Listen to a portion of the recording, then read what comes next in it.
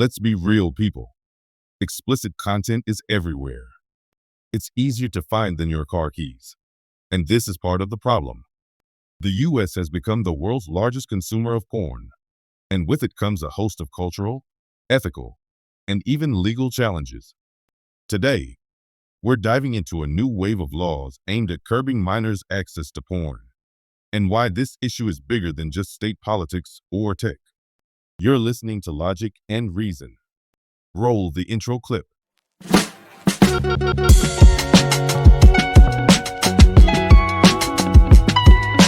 listening to Logic and Reason, the podcast.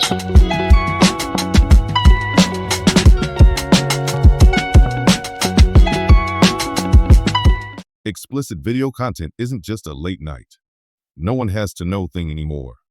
It's a billion-dollar industry, woven into pop culture, shaping attitudes about relationships, intimacy, and even self-worth. Studies suggest excessive consumption can harm mental health, fuel unrealistic expectations, and objectify people. And it's not just adults affected. Kids as young as 11 are stumbling across this content. That's where the alarm bells are ringing for lawmakers. In Tennessee, a law requiring porn sites to verify users' ages almost went into effect on January 1st. This is a similar bill to the one that was passed in Texas. The idea?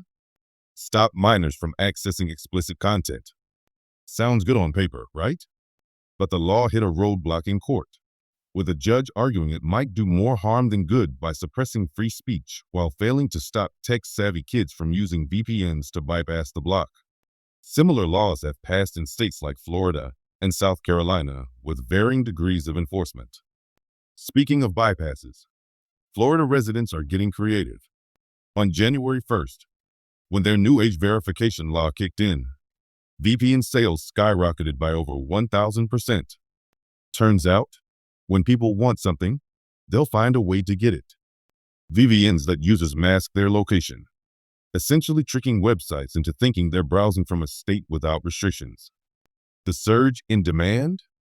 A glaring sign of just how much people value their access to naughty content, or their online privacy, depending on how you look at it. Here's the kicker. This isn't just about laws or workarounds. It's about what drives such massive demand for explicit content in the first place. Why is it so pervasive?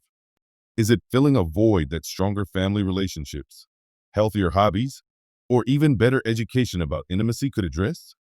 When people turn to porn for entertainment, comfort, or escape, it reveals a deeper issue in how we navigate modern life. Maybe we're not tackling the root of the problem. Now, this is where things get tricky. On one hand, no one wants their kids exposed to harmful contents. On the other, how far should governments go to police what adults can access?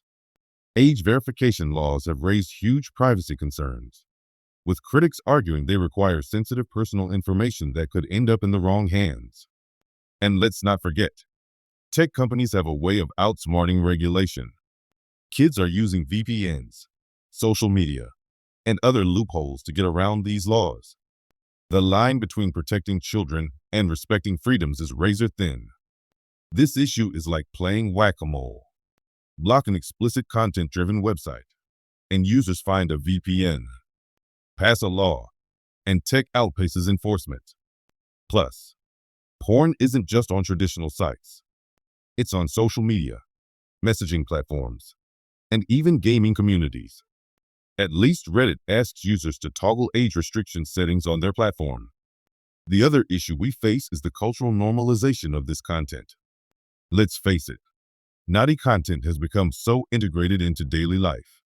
We see full scenes in popular streaming shows and movies. Modest dress has been on a steady decline since the 1920s. Many don't see any of this as a problem until its consequences show up in their failed relationships, widespread mental health issues, or kids' inability to interact with the opposite sex. So what's the way forward? Well, here are a few ideas. First, let's empower parents with better tools and tech literacy. District Judge Cheryl Littman suggests parental controls on devices are often more effective than sweeping laws. Second, Encourage the industry to adopt smarter, safer verification methods, ones that don't collect sensitive personal data. Maybe partner with Clear. Third, shift the focus from restriction to education. Schools and families need to talk openly about the risks of porn consumption and what healthy relationships look like. And finally, increase the positive influences in our homes. Stronger family connections, getting back into faith, having meaningful hobbies, and establishing culture that values real intimacy over fleeting pleasure could reduce the desire for explicit content altogether.